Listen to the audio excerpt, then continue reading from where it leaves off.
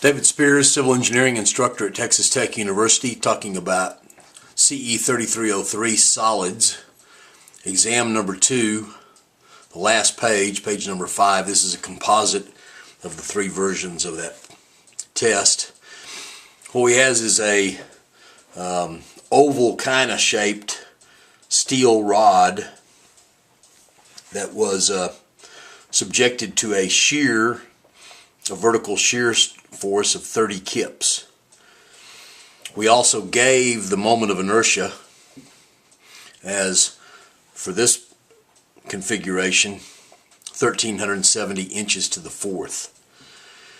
And we said the centroid Y bar is located at a distance 7.5 inches from the bottom. Well, the thing is 15 inches tall, so that's right in the center of it. And the question was, find the transverse shear stress at section AA. Well, transverse shear, tau, is VQ over IT.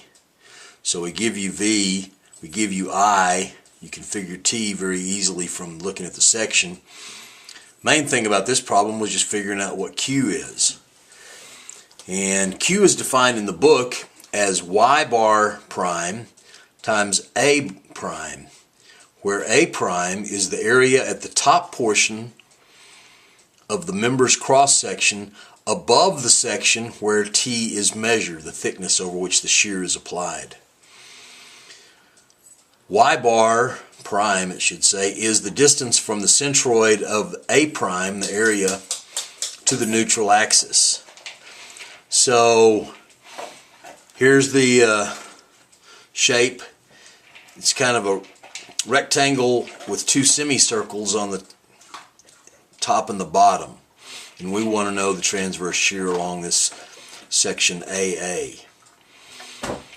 That's right where the semicircle joins the rectangle.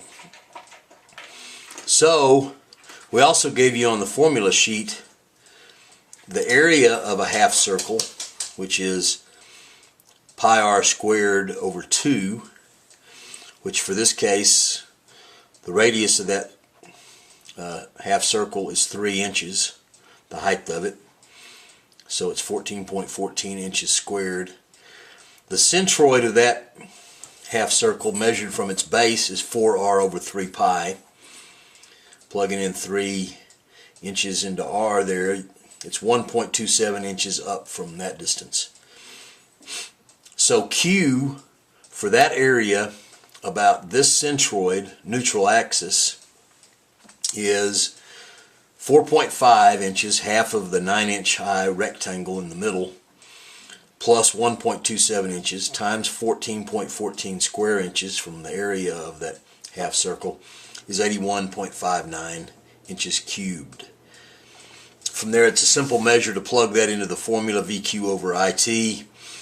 Just got to make sure my units are correct. I've got 30 kips times 81.59 inches cubed divided by 1370 inches to the fourth, which is I, and divided by 6 inches, which is the width or the thickness of the member over which the shear is applied.